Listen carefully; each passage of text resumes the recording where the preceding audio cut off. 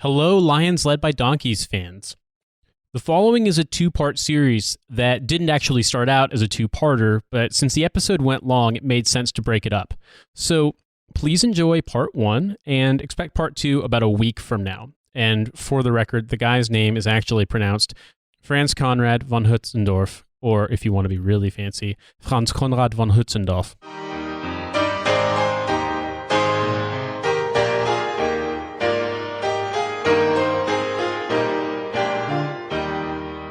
Gott erhalte Franz den Kaiser. Hello. Hello. And here I am laughing at something that happened before we started recording, because we're professionals. And welcome feel to left out.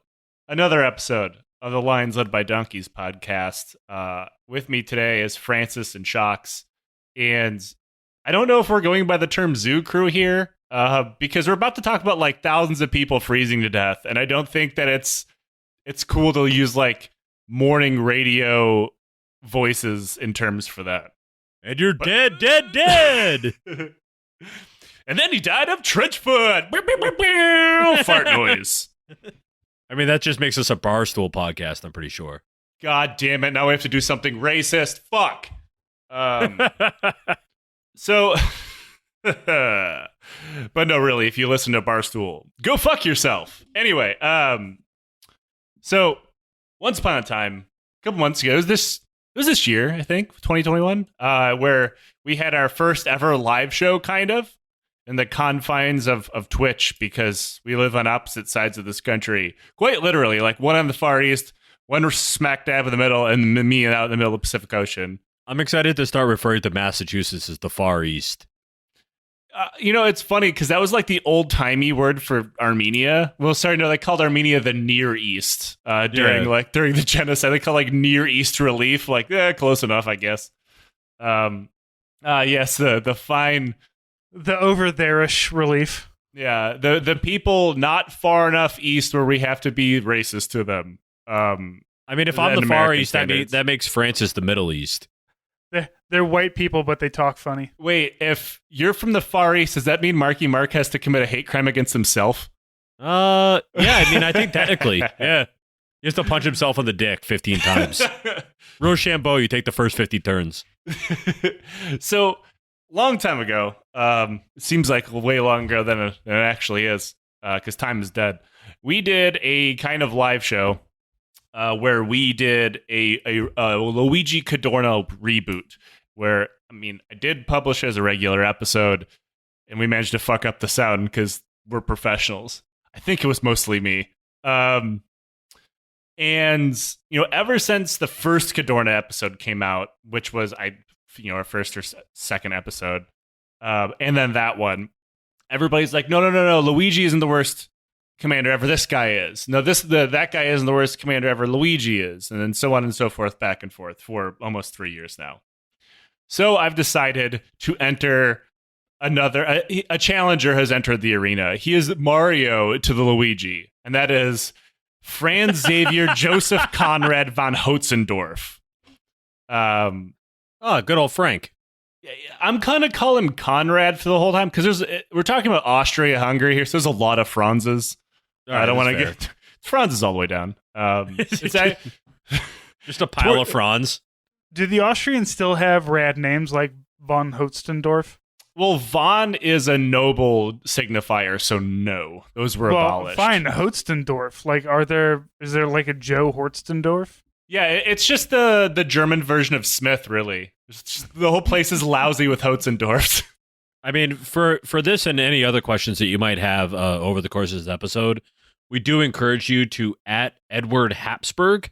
That's EDUARD Habsburg. And just any questions you might have over the course of the episode, any clarification you might want, we really do it. He's we've been in contact, and he's really interested in taking all of your queries. And tell him to keep his chin up. Hey! It's social media is horrible. But the one thing that we've managed to do is like small domino, big domino is now you can literally shit talk someone who used to be able to order you to die just based on like virtue of his birth. And to ask like, oh, you guys still fuck your cousins? And he will answer you. So like he has to read it. It's law. And he's not even verified, which is somehow the funniest part of all of this. Like, even Twitter doesn't recognize the Habsburg fucking family line anymore. It means that the Bethea family line is actually more recognized right now than the Habsburg family line on Twitter, and I think that's beautiful. So throughout this episode, I'm going to be calling Austro-Hungary, Austria. Sometimes it's known as just the Habsburg monarchy. But yeah, so people don't get confused. And Conrad von Hötzendorf would eventually become the chief of staff of the Austro-Hungarian Empire.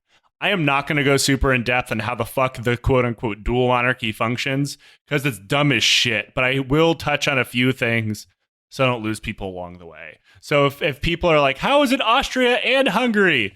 Wikipedia that shit. I'm not touching it. It's going to be wild when you learn about this place called Bosnia-Herzegovina. Actually, we talk about Bosnia. So, so the reason why Conrad, as I will call him, because we're cool like that, we're on a first name basis throughout this episode. The reason why people believe that he's a candidate for the worst commander of all time. I'm not saying that they're incorrect. I'm actually kind of swayed on this because without him, there's a very good chance we don't have a World War I, which is kind of incredible. Maybe not so much, like some version of war may have happened. Probably not what we saw. Germany was also itching for war, but Austria-Hungary's entrance into the war, which started the war really, is because of him. Not that he would agree on that. Wait, Joe, I'm digging back into what I've learned about World War I. So did he assassinate the Archduke? No, but then he didn't start World War I, because that's the only thing I learned that started World War I. That Archduke was coming right for him. Somebody castle lawed an Archduke, and all of a sudden the Turks got all he mouthy. wasn't wrong. This fucking Austrian dickhead just rolling through Sarajevo and a Bosnian shoots him. He shouldn't have fucking been there. Yeah, I mean, and like wearing that gold embroidered hoodie that he was wearing. I mean, he was just asking for it. I cannot believe that I'm on a podcast with people blaming the victim. When it's an Archduke, you can't be right. Though, to be fair, that guy, Archduke Franz Ferdinand, did hire Conrad von Hötzendorf directly twice. And we will talk about that. Not to be his driver, though, right? No. If he was, the world would be a better place. So, Conrad was born in Penzening, Vienna in 1852 to a military family. His father, Franz, like I said, I'm not going to go by Franz. They're all Franz. It's just all Franz's. All of Austria-Hungary is held up by load-bearing Franzes. Do you know what you call a large group of Franzias? Or Franzes? Franzias. That would have been so good. Now, I had too much Franzia. I mean, that's the issue. That's the wine in a box, right? Yeah, damn right it is. That's like not only is it the wine in the box, it's like the one that like the junkies buy because it's like very fucking sugary. That is hilarious because I grew up with boxed wine in my household. My parents were not junkies, but they do like a lot of crap ass wine. So, yeah, my dad was a junkie, did not drink wine. We got to meet in the middle somewhere. The junkies drank Boone. No, Boone's Farm is drank by teenagers. Thunderbirds drank by junkies. To be fair, right? Boone's Farm was also drank by ICP. They literally rapped about it. Boone's Farm was drank by everybody. There, the circle's complete now. We've once again mentioned ICP on one of our shows. The Wild Irish Rose and those are, to be clear, those are bum wines. They're not junkie wines. I just want to be very like, I don't want to disparage like the fine branding of like, Mad Dog 2020, for instance. We're gonna get fucking sued by Boone's Farm of all people, and it's gonna be a class action lawsuit between Boone's Farm and the Habsburg monarchy. So, Franz's dad, Franz, was a retired colonel in the Hussars, who, like, just so you can get like a feeling of how his family is involved in some of the most impactful things in Western European history. His dad fought against Napoleon. So like, yeah, his dad won his battle, which is something that Franz would never have to worry about, or Conrad, whatever. And his great-grandfather, also Franz, is the reason why they have the von in their name, is that like his service to the emperor ennobled them. Which, I don't talk about this, but Conrad would become ennobled 2 more times, eventually having Graf in his name, which is like a baron before those things were abolished. I mean, anyone can get ennobled, but I mean, getting embiggened is really where you're trying to be on that Getting one. embiggenedly nobled with the Habsburgs. That's the worst. Sounds like the worst fucking cooking show in the history of time.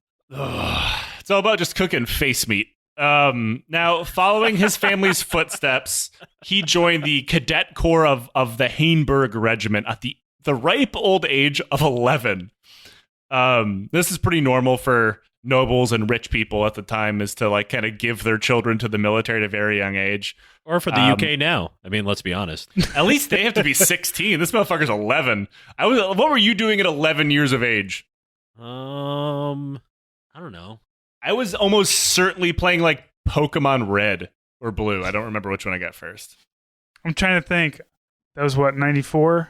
Man, I don't fucking remember. I hardly remember what I did last month. Asking me about 11 years old. The fuck out of here. So, after a few years in the cadet corps, he was admitted to the military academy, where he was until 1871, where he was commissioned as a lieutenant in the KUK Feldjäger Battalion number 11.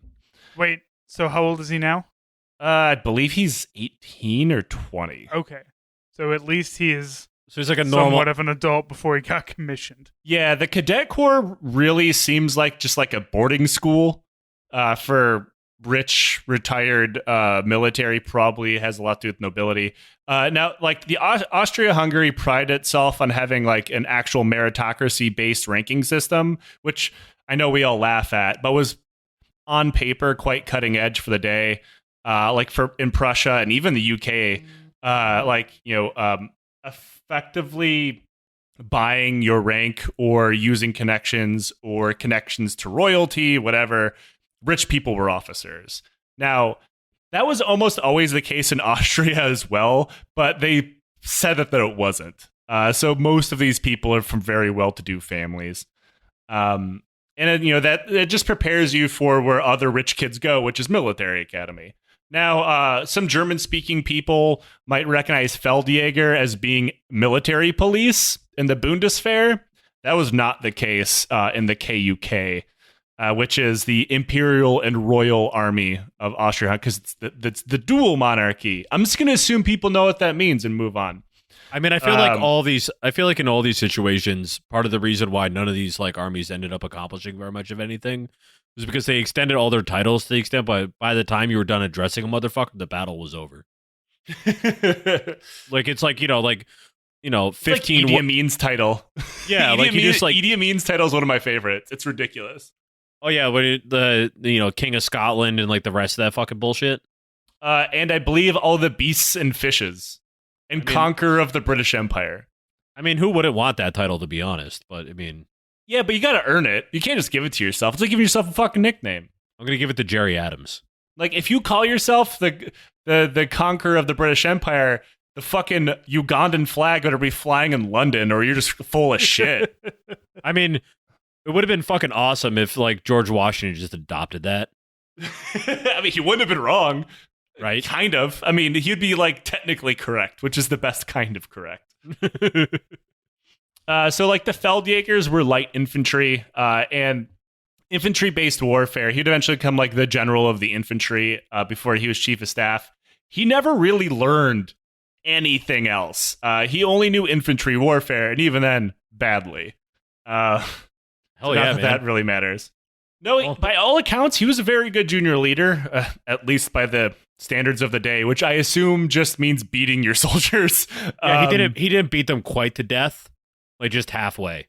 I will say in the comparison to Luigi, where he was like just a horrible disciplinarian, Conrad wasn't. But with the flip side is that he just didn't know anything about the army that he was commanding, so he didn't even care enough to execute his own soldiers. So 1+1 for Conrad. He was not like, because one of the things that Luigi did was execute more people than anyone else in World War I. Conrad didn't do that. In fact, he's the one that caused Luigi to do all that, because this is the person that Luigi is fighting during all of the war, for the most part. So after that, he went to Kriegsschule, which is like staff college, for about 3 years. And again, in school, he graduated and did very well. He graduated with, quote, distinguished success, which I don't exactly know what that means. I assume some version of Commandant's List. And after that, he like shot up the ranks. He was attached to the general staff in 1876. Literally, he just shot everyone who was ahead of him. I mean, that would make more sense, honestly. So, like, one thing that's the Starship constantly... Troopers method of gaining rank. Yeah. Like, something that's constantly mentioned in a lot of analysis of his career is that the whole time that he's ascending up the ranks, pretty much most of the Austro-Hungarian Empire has no real war experience. So, like, he's good on paper. He's very good at theory, the worst kind of thing to be good at. So he's a poster. I would hate to see this motherfucker post, and you'll see why. He was eventually sent to Bosnia and Herzegovina. So the reason for that is they signed what was called the Treaty of Berlin in 1878. That was after Russia crushed the Ottoman Empire in the Russo-Turkish War of 1877. What up, Russia? Good job. Oh, yeah, I remember that one. Now, the reason that this actually is a good starting point of how World War I eventually turned into what it became. So it gave independence to Romania, kind of. It gave independence to Serbia and Montenegro, while Bosnia was allowed to be occupied by the Austro-Hungarians while still technically controlled by the Ottomans. So, oh yeah, that makes sense. Yeah, it's dumb. On the flip, this is all part of the great game shit about picking apart the sick man of Europe, which maybe if you guys would have done a little bit faster, my great-great-grandparents would still be alive. But, you know, one of the reasons why... Wait a minute. Would your great-great-grandparents be alive in 2021? Sure, why not? We're immortal unless we get shot by a Turk. That's how it works. We're the Highlanders of the Near East. Now, joke's on you, have to live forever, you fuck. It's actually punishment. The reason why of Europe is because, like, if you remember, one of the reasons that started World War I is a Yugoslav partisan named Gavrilo Princeps shooting the Archduke while he was on tour in Sarajevo. Sarajevo would not have been part of the empire should Russia have not parted the Ottomans apart quite like they did, meaning the war probably wouldn't have happened. Or maybe he would have shot a Russian prince or whatever, and then it would just be Russia's problem. I don't fucking know. Joe, I want to ask, because also I know about the assassination attempt. Even that is part of a just like, man, if this hadn't happened, maybe World War I would have been averted. Like all these tiny little things. Like we've got the, you know, because they originally tried to assassinate the Archduke with a grenade, and the grenade went off too late. And they're like, oh, well, shit, well, let's go get a sub sandwich. And then they're just like having a sandwich, and the Archduke drove by, and they're like, oh, shit, and get the gun. Then as much as I wish that was true, the sandwich story is not true. Oh, no, Joe. Yeah, I'm sorry. That. That's fine. Nate, cut all of that out. It would have been. It would. No, I mean, you're not.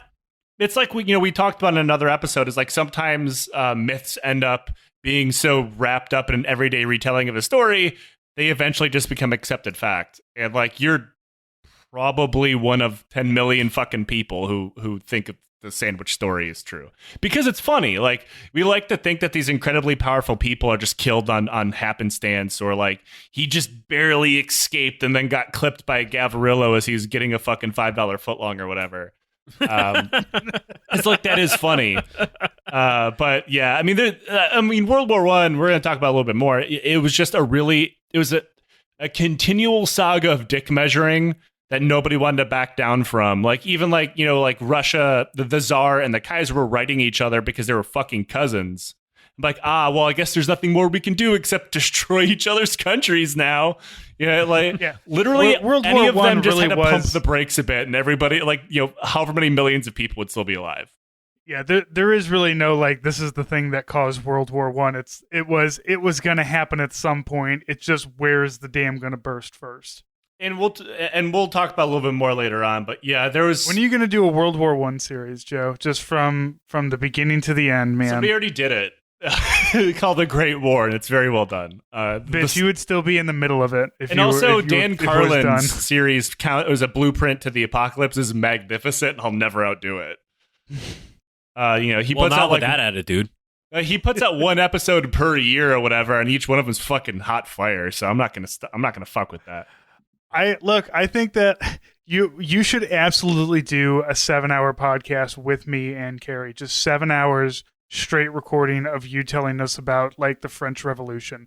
But take no notes. Do none of that. Just like do it off the cuff and just like remember things and have to go back and then come back forward. It'll be fantastic. All three of us just like take some Adderall and then we just all do a stream for 24 hours and only talk about the French Revolution.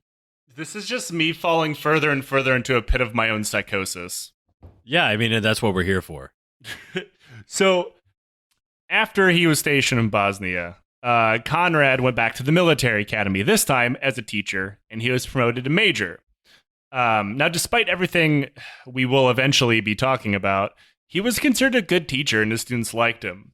Though Conrad himself hated being a teacher and wanted to command again. And he eventually got the fuck out of there in 1892 and started going back up the ranks once again. Now, at this point of his career, a lot of people liked him. Despite the fact that he only took part in a very small rebellion in 1882, and his part was pretty negligible.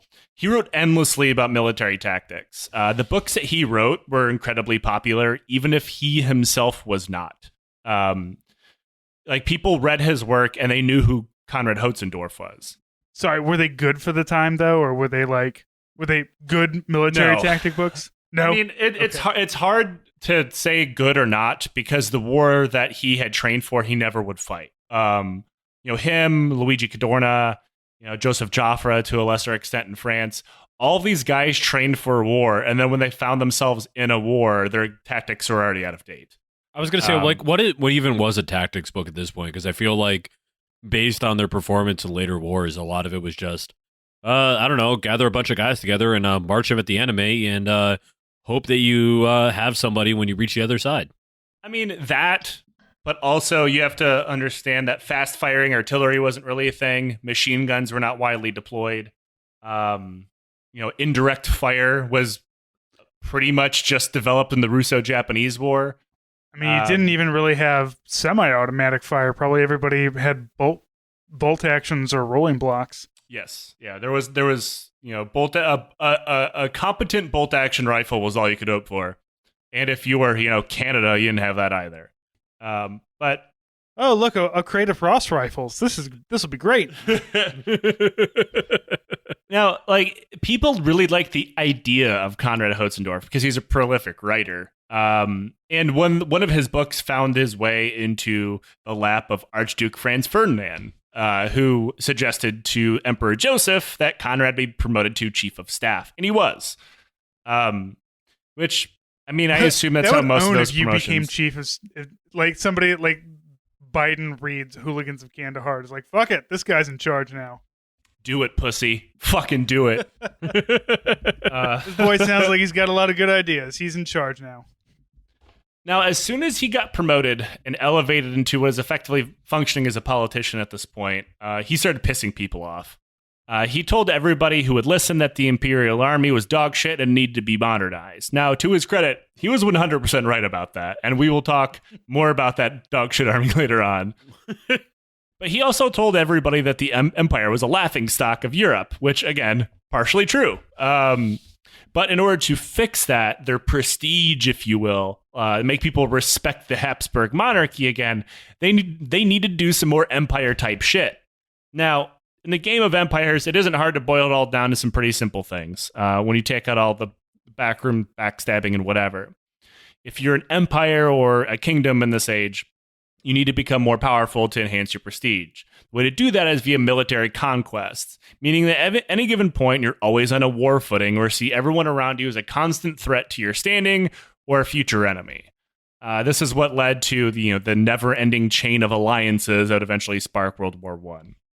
Now, Conrad wasn't alone in all of this, but he was the loudest person in the room. Now, as we know in the U.S., that is generally not the problem. Assuming that you're like good in the realm of politics, you can get what you need to do done. Or, people didn't always seize everything by a barrel of a gun. Sometimes you did it through like backdoor politicking, which we will talk about in a little bit.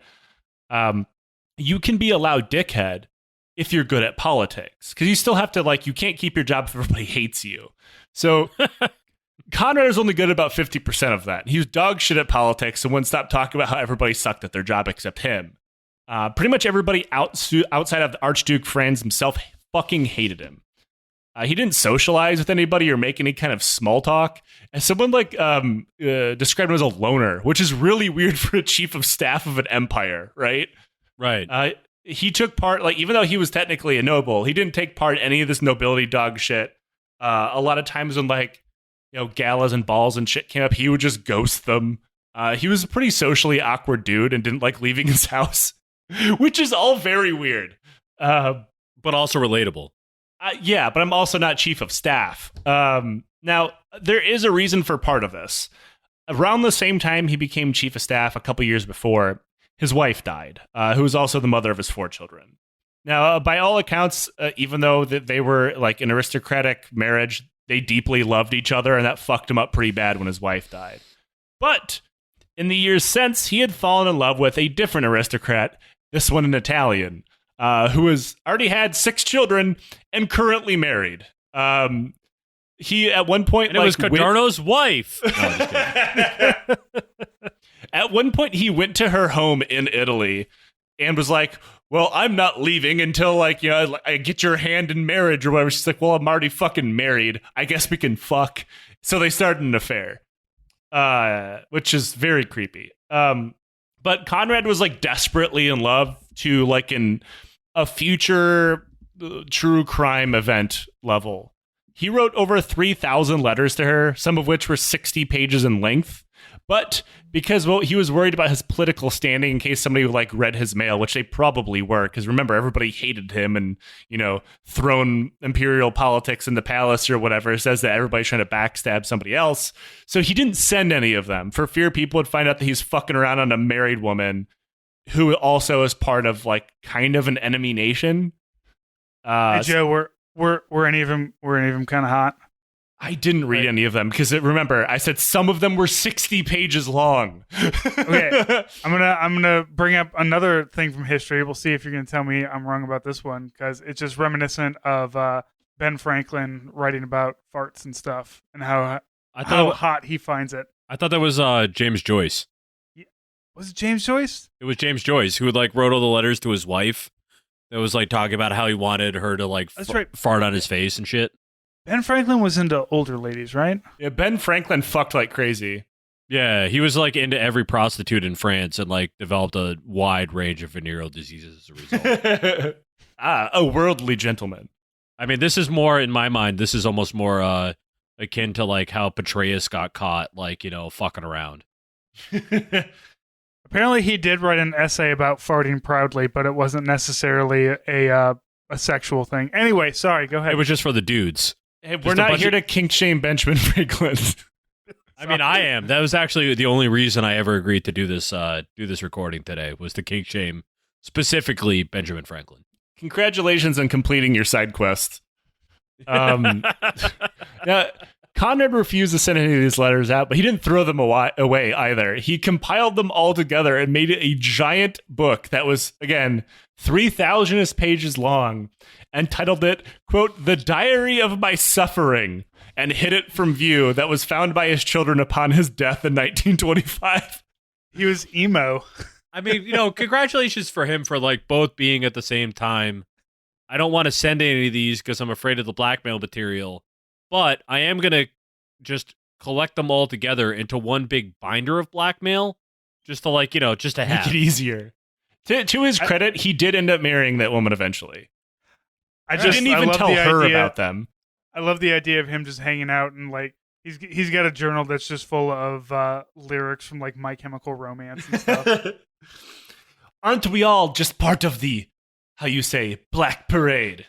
I like that he became French right there. I can't do Austrian. Yeah, that's weird. I don't know. Someone do an Austrian accent and just splice it in. No. Now, one of the ways that one of his favorite things that he did in order for these imperial prestige projects was preventative war, which sounds great, right? It's like preserving your virginity by fucking. I was going to say, I've never heard that go wrong, particularly not, say, in the last 20 years.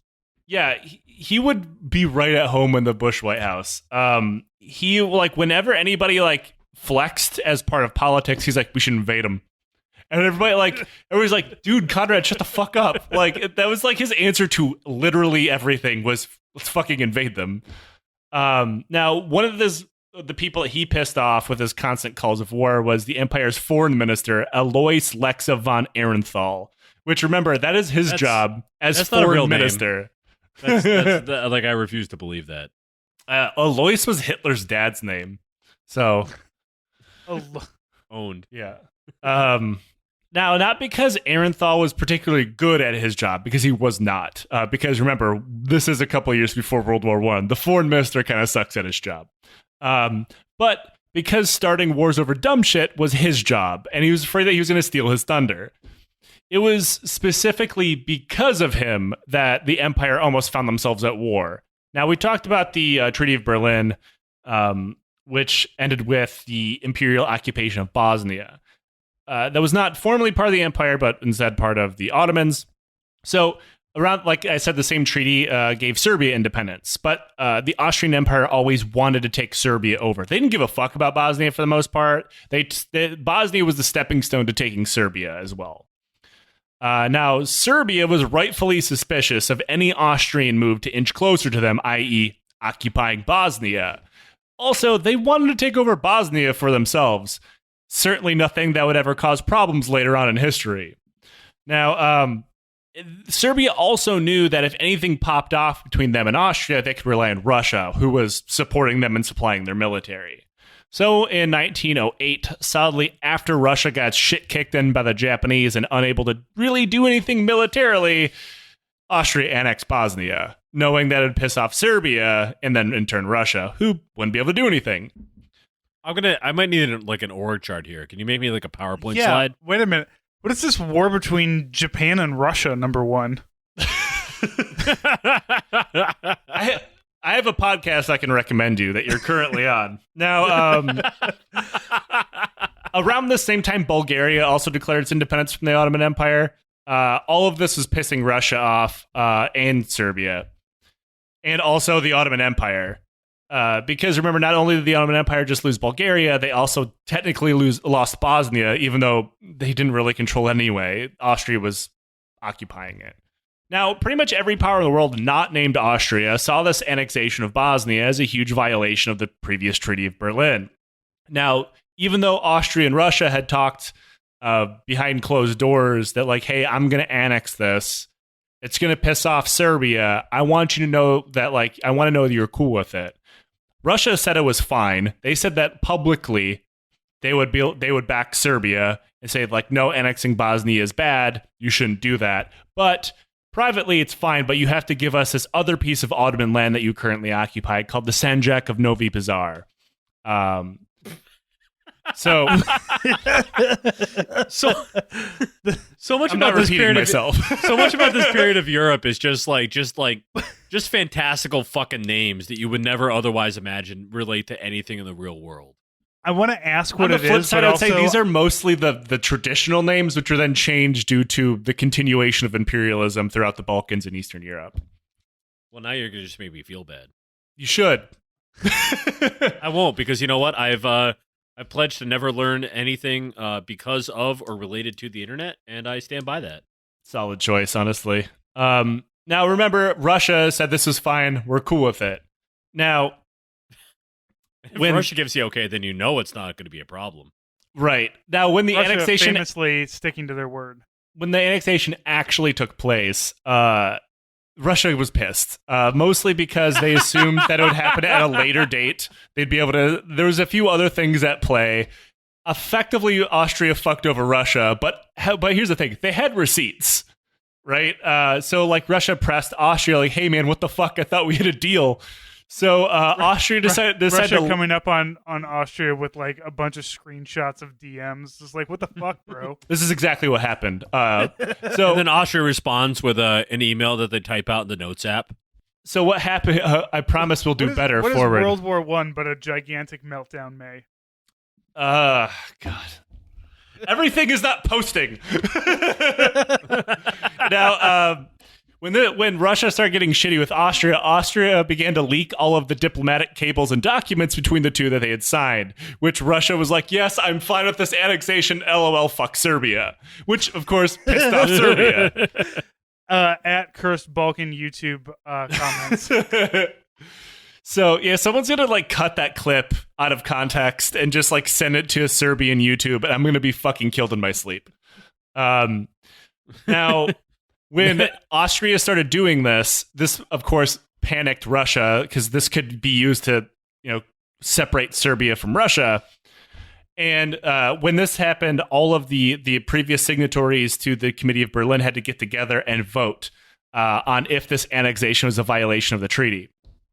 Russia was like, you know what? Fuck it. I'm saying it's fine if everybody else says it's fine. As long as you stop leaking my goddamn documents. And everybody's like, fine, it's cool. It's yours now because Europe, right? Mostly because if Russia had refused to assent to the annexation, Austria almost certainly would have invaded Serbia right then, which may have started World War I a couple years early or not started a war at all because Russia would not have had the ability to support Serbia. So who's to say this is good or bad, right? Now, leaking the documents had been Arenthal's idea, and the entire time this was happening, Conrad had other ideas. He's like, fuck it, let's just invade Serbia. Fuck Serbia, let's just invade them. Also, invade Italy, too. For some reason. This was actually Bill Clinton during the 90s. Few people realize this. The history of the Balkans is very, different, but also very the same. Now, Italy was very, very mad about the annexation of Bosnia. There was... a lot of Italian irredentalism at the time going on, which, includes bringing all of what they consider Italy together. Some of it including parts of what was then the Austrian Empire. So they really didn't fucking like each other. Oh, the Greater Italy Crow Prosperity Spear. Of course, yeah. Which also includes North Africa for some reason. And large chunks of the Balkans. Yeah, Ethiopia. Just getting wild with it. Just trying to. Maybe maybe retaking Carthage again, just for shits and giggles. What if we all just come together like strands of spaghetti? And not to mention the traditional Italian homeworld of Staten Island. Oh, cool! Cop racism island, Italy. Now. So, like I said, Conrad wanted war with pretty much everybody who flexed at them wrong, oddly except Russia. And we'll talk why he didn't actually talk about invading Russia at the time. Conrad's explanation was, and I honestly can't say he's entirely wrong, was like, hey, if we just fucking invade Serbia, Russia's probably too weak to stop us. Probably is carrying a lot of weight there, but then there was also the let's invade Italy too. Those motherfuckers are annoying. Like it was pissing people off. Once again, Italian racism. Now, pretty much every letter he sent to the imperial throne at this point was about invading either Italy or Serbia or both. It didn't really matter. He wanted to go to war against somebody. But, who's to say if, they wouldn't have listened to him if Arenthal's plan didn't work? But Arenthal's plan did work. So, he had no friends left in office other than Franz Ferdinand, who was still alive at this point. So, Arenthal got word on his fucking around with the Italian and blackmailed him with it in order to, blackmailed Franz, say, hey, if you don't fire him, I'm going to leak this. So they fired him. He got fired from Chief of Staff in 1911. But he would not be gone for long, because Arenthal died that same year, and the Archduke Franz Ferdinand got Conrad his old job back in 1912. I'm back, baby! Let's invade Italy! He didn't even ask, or was Franz Ferdinand also just like, yeah, fuck it, let's invade somebody, let's go? Well, I mean, Franz really liked him. And so did the emperor for the most part, but also nobody was like as war boner as he was. I mean, Arenthal was obviously very cool with possibly sparking a giant Eastern European wide war, but also everybody wanted to like try to do other imperial fuckery before we just invade people. But, you know, he got back into the office of the chief of staff right as the Balkan Wars were kicking off in 1912, where like the entire Balkans is tearing itself apart in 2 different wars. It's really, really bad. I'm not going to go into it a lot because like anything to do with the Balkans, very confusing stuff. At least it only happened once. Twice. Before World War I anyway. Then thankfully never again. Anyway, we're going to go to Yugoslavia for our first live show. Oh man, I can't wait to record from a bunker in Albania. People say that's like a bit. I'm fucking dead serious that I do my first live show ever in Albania. But I mean, I've done dumber things. One of my running routes. There's a couple of there's a plumber's truck that is for this. It's basically the American flag smashed together with an Albanian flag. Hell so yeah. I'll talk to them. We'll see if it's just like I'll have them come and fix some pipes in my house and be like, do you know about podcasting? Just slide him a 5-spot. Can you set up the recording bunker? Do you have somebody we can stay with? And do you have some Cold War items for us to marvel over? Yeah, like can we all like the also whole just countryside's full of them. Just like, you know, like do you have like a bunker we can record in that might also be full of, you know, like AK-47 copies that we could take home with us? I mean, just, you know, throwing it out there. I mean, Albania, you know the deal. Call me. But while this was all going on, mostly it started as a war between the Ottomans and the Bulgarians, and a few others jumped in. But Conrad, see, he's a man of opportunity. He saw this as a chance. He's like, you know what we should do? We should fucking invade Serbia. Now, at the time, again, they believed that Serbia would be an easy target because they're already locked in all these wars, and they'd just be able to like swoop in and fuck them up. Now, between 1913 and 1914, in just the span of a year, he demanded imperial authority to invade Serbia 25 different times. This is before the death of the Archduke, mind you. That rules. So, Conrad was obsessed with taking over Serbia. At one point, he was telling the emperor that if they didn't strike as soon as possible, somehow the Serbs would gather enough weapons and invade the Habsburg Empire, toppling it. Or another part of it is like, it is this weird cornerstone of holding the dual monarchy together, which everybody at this point knows is pretty fucking rickety, right?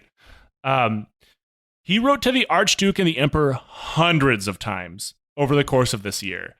Telling them like why they needed to invade Serbia, why they should invade Serbia, what would happen if they didn't, what the empire would look like if they did take over Serbia. I've seen him called the Donald Rumsfeld of the Austro-Hungarian Empire before. I was gonna say he's more of a Dick Cheney or John Bolton, though I would say calling him Dick Cheney is giving him too much credit. Or if we want somebody a little closer to home, he's more of a Sepp Gorka. No, because. Well, Sepp Gorka is Hungarian. Yeah. And he probably also believes Serbians are subhuman, so, you know. And he is a fascist, so. He is a fascist. Then, on the 28th of June, 1914, when the Archduke and his wife got lit up by the Black Hand in Sarajevo by Yugoslav nationalists, you know, the small domino leading to the big domino of World War I started. Now, I'm going to yada yada my way through the start of World War I, so bear with me.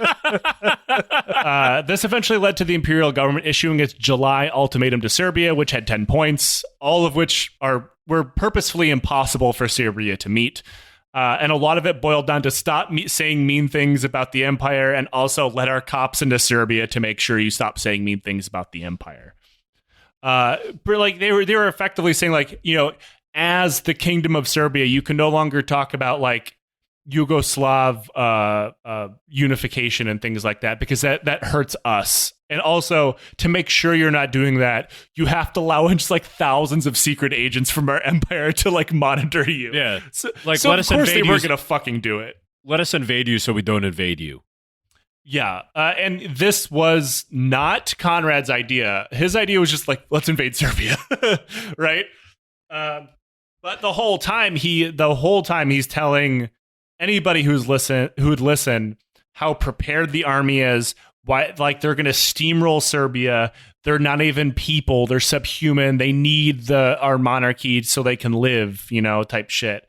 He's by no means the guy whispering into the other guy's ear for Lord of the Rings, but if there was anyone to pump the brakes in the situation, it could have and should have been him as the commander of the military.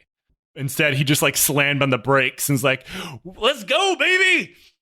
Now, obviously, the start of World War I is way more complicated than that, but that's what I'm going with. Conrad finally got his war with Serbia. Unfortunately for him, he also got a war with Russia. Now, and also eventually Italy. The classic mistake. Now, here's the very dumb thing. At this point, everybody knew a war with Serbia meant a war with Russia, right? Common knowledge. Russia has said as much publicly. And to the buildup of the war, that was one of the things that people knew that if they flipped the switch, there's no turning back.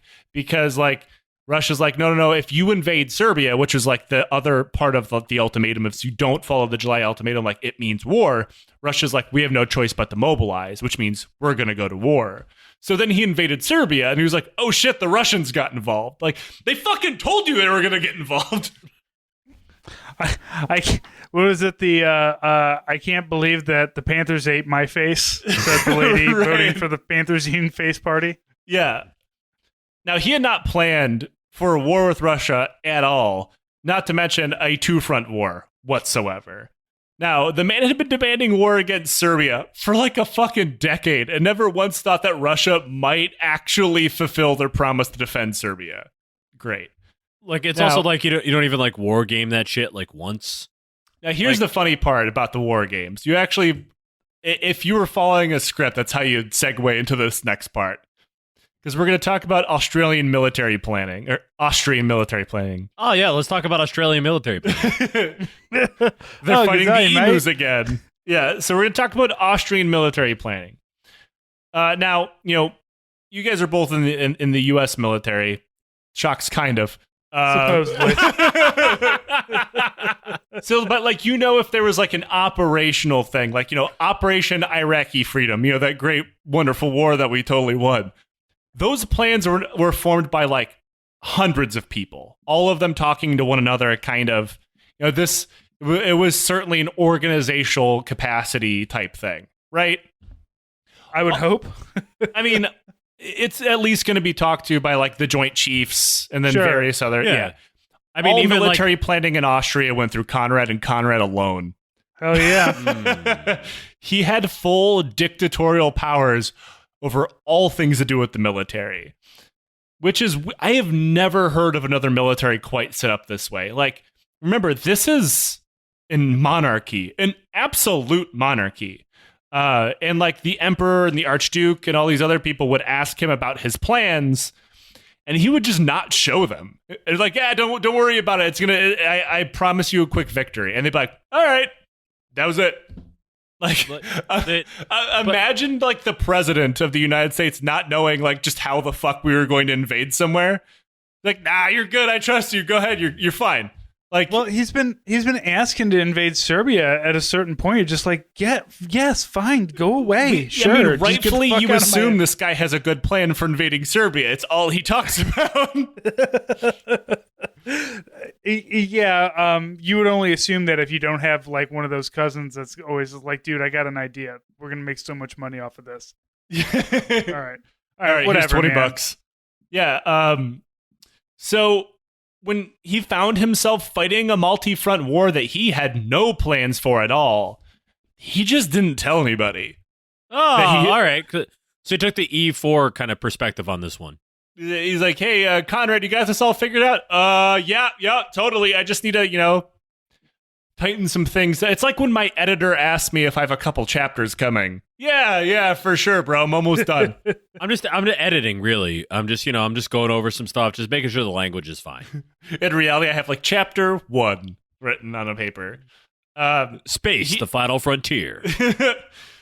Now, this is why when the Empire declared war on Serbia, and Germany at this point also already involved in the war, is hey, you guys need to fucking invade Serbia, because they figure it would suck Russia into a war against Austrians and keep them out of a two-front war as well.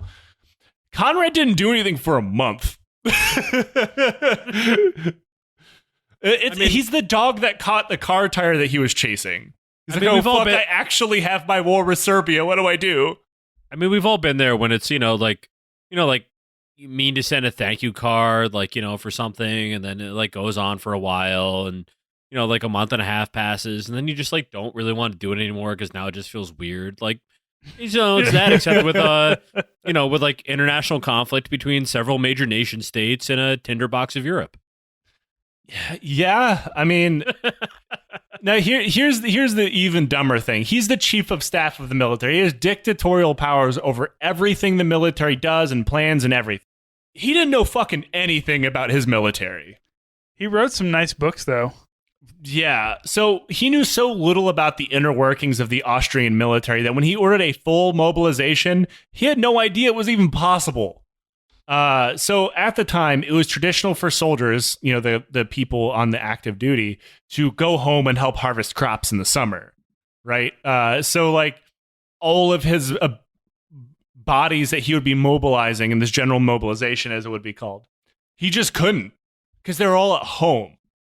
Something he probably should have known. Also, you can't just cut the harvest short. You're about to go to fucking war. You're going to need that food. Right? So he is partial mobilization for a two-front war. Right? Not cool. Good.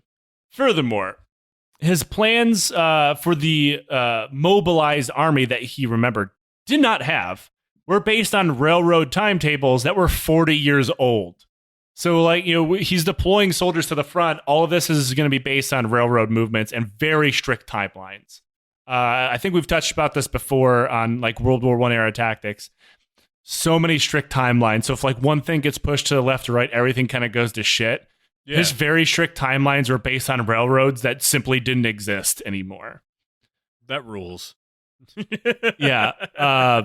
Speaking of this army that he didn't have and couldn't go anywhere because he didn't have railroads, when he did get them, they were terrible. Now, he thought he had thousands of more soldiers than he actually did have because of the partial mobilization, but he also had no idea what kind of training or equipment they would have, despite the fact he literally wrote the book of tactics they would be ordered to carry out. Now, the equipment he did have was the worst in Europe, just about. The only decent thing he had was a bolt-action rifle. Everything after that was old, shitty, or he just didn't have enough of them. They had only recently gotten artillery that had any kind of recoil management, meaning he could fire them rapidly. Before this, he would Austrian gunners would have to dig a shovel behind the wheel of their cannons, so when it fired, it didn't recoil too far back. Well, and I'd imagine that he's essentially just using what, Napoleon era guns at that point. They're certainly newer than Napoleon's because at this point, that's 100 years ago. But yeah, they were made of brass because they were cheaper, or brass or bronze, and they were cheaper. So when they fired, they couldn't fire as fast because you'd destroy them. Yeah, you'd literally just split the cannon in pieces. And the recoil, the guns that he did have with recoil management were hand-me-downs from France, which was now an enemy nation. So the Iran issue where you end up with a lot of guns, but they're all from your enemy.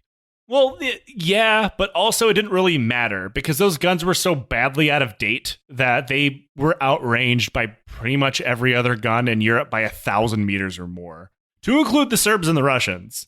So if you give someone this kind of artillery and then you have, the much better artillery, it's whatever, they can't fucking hit us anyway. Who cares?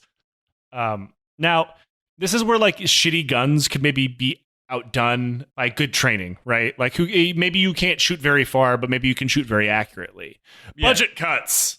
The Imperial Army only had a budget for 250 practice rounds per year per gun. So, not a whole lot. Yeah. Now, another thing, he's supposed to be an infantry guy. He's supposed to be the general of infantry at one point. So, obviously we know about command and control, small unit tactics, and things like that, which were not foreign, as a lot of people like to think they were during World War I. Non-commissioned officers were a thing. They led smaller units to make sure officers' orders were carried out and passed down, et cetera, et cetera, et cetera. So he just simply didn't have any. NCOs, really? Oh, okay. I was going to say he didn't have any what, but he just didn't have any non-coms? somehow? So he did, kind of, but he had the least of any army in Europe. Now, the Germans... It's just all sergeants first class and lieutenants and privates. Ugh. So, for comparison, the German army at the time, considered one of the best in Europe, had 12 NCOs per company and several more officers.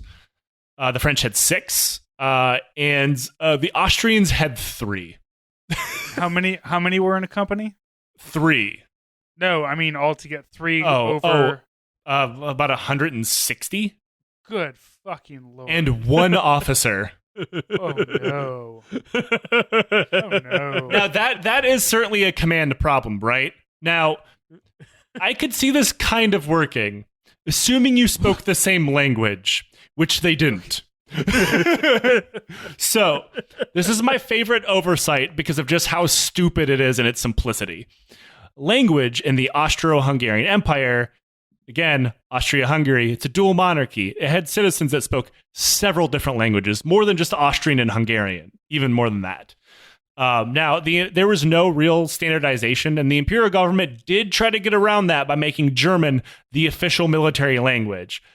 But because of the empire's split nature, both Austria and Hungary, as well as the unified imperial and royal armies, all had their own formations. So, the standard spoken language of the imperial and royal army, which is the KUK, is German, but Austria and Hungary both have their own militaries.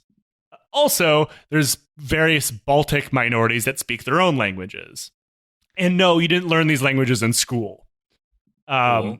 So, the Hungarians spoke Hungarians, and the various other groups spoke whatever languages they spoke. Now, in order to get around this, because someone eventually did come to the conclusion, we might have to work together at some point, right? So there were 80 parade ground phrases that everybody was required to learn in German. And then, depending on the unit type, each recruit was required to learn a quote-unquote service language of about 1,000 words related to their service. So that being, infantry commands, artillery commands in that particular language. A service language was designed by... If that particular language was spoken by at least 20% of soldiers in that unit. So this meant that some units had to speak as many as 5 different languages. Can you imagine that possibly working? It's hard enough when you've got a soldier who doesn't speak English. Right. If you've ever had a guy who doesn't speak English as their first language, there's a language barrier to get over that. I cannot imagine trying to do that with 5. Especially with you got to imagine all the dialects that are probably out there as well. I could see this possibly working in a parade ground situation in peacetime. Because say you get moved to a different unit or whatever, I'm in a Hungarian, I have to learn a couple words of Hungarian. I have however many months and years to learn this. Right. That's all gone because you're at fucking war now. So what really happened was absolutely nobody did this. Nobody spoke any fucking language very well. And when things started moving rapidly and people started getting reinforced with various new recruits from whatever different region that just didn't have enough time to up and learn Hungarian or German or whatever. So at the end of the day, a lot of units simply could not communicate. There was a lot of company commanders who just could not talk to their own NCOs or soldiers, and then compound that times a million when you're supposed to coordinate with a unit next door who maybe even has a different service language, let alone whatever other real language you speak, right? So you just can't fucking talk to anybody. Now, these are all very surface level problems, right? Very simple things to figure out. Hey, as chief of staff of the military, I'm going to ask these generals, what problems do you have? And maybe the first one that comes up is, I can't fucking talk to anyone in my unit. He just didn't. He didn't talk to anybody. He figured if there's any problems, someone would tell him, right? Nope. And remember, he's been in charge of this. He's been chief of staff on and off since before 1911. He's had years to fix this, and he didn't do anything. Or not even fix it, but even just create a different system or do something different in the first place. Right. Yeah, instead he's it worked for all of our other wars, which there wasn't that many. And I mean, it's certainly not on the scale. No, absolutely. There's a reason why the Austro-Hungarian Empire does not survive this war. I mean, one of a million reasons. Farewell to the Habsburgs. Yep. Remember, Now, we'll see you on Twitter. At Eduardo Habsburg for any questions you have about any of this. I really can't stress that enough. Conrad is not a Habsburg. If you want to know why, please at Eduardo Habsburg and just ask why all of his buddies are not also part of the royal family. Now, after waiting a month to invade Serbia, Conrad had to have a knee-jerk response because the Russians were getting involved. They're invading through the Carpathian Mountains, right? So he split his forces at the last second without consulting anybody and then invaded Serbia anyway. And then ran into Dracula. Now, like I said before, it's going to be... He's going to have post-nut reflection real fast. He's going to catch himself in the reflection of his monitor real quick. So, like I said, Conrad did not think Serbians were the same as Austrians. He thought they were below them. They were stupid, barbaric, whatever, and normal, aristocracy type racism type shit. You know what I mean? So he underestimated them badly. So, of course, you know what happens next. Austro-Hungarians get their fucking ass kicked by Serbia. It was considered, since this is the very beginning of the war, like, this is so embarrassing. How could you ever, how could things possibly get worse than this? It was shocking. Joe, would you say that it gets worse? Haven't gotten to that quite yet.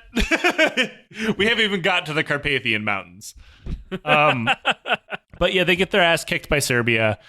The Austrians do manage to take Belgrade, the capital, but lose it almost immediately thereafter. So the only real victory that the Austrians could actually claim was the fact that them going to war in Serbia caused a horrible typhus outbreak that killed just like tens of thousands of Serbians, mostly soldiers, a lot of civilians too. But they killed more soldiers with typhus than they did by invading. This is in fact the end of part 1. Stay tuned for the next installment soon.